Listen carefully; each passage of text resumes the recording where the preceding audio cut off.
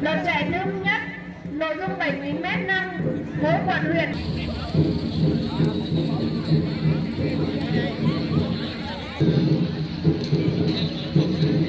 Để chuẩn bị cho đợt chạy thứ hai, chúng tôi xin mời các đơn vị nam khối lực lượng vũ trang trung ương.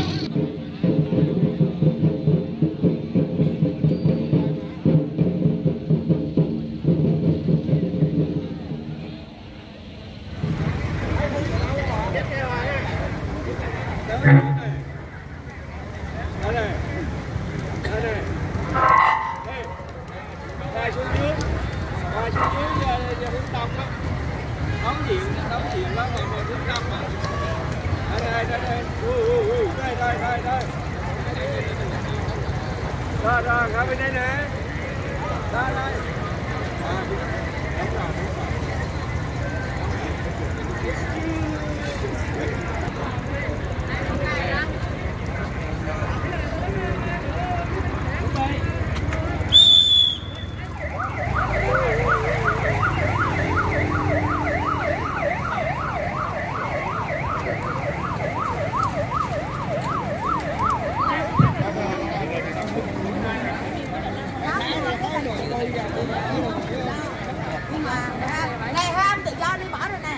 Đây. Xin mời các đơn vị nam khối lực lượng vũ trang trung ương và nữ khối trung học phổ thông chúng ta về vị trí điểm danh để chuẩn bị xuất phát đợt 2.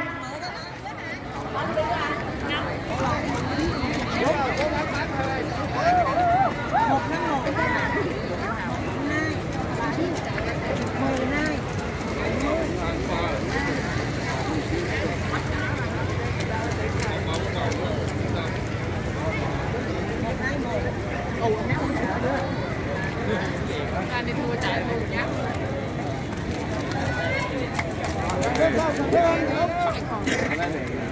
Không, nhưng mà nó phải mà. Đâu có dùng cái sức rõ.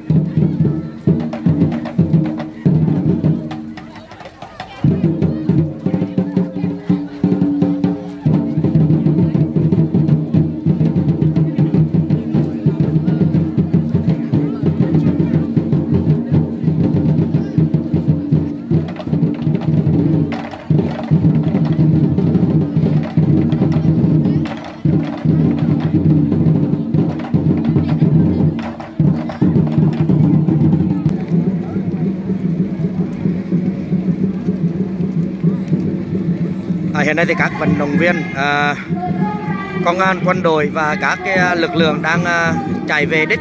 Đây là một cái cuộc phát động chạy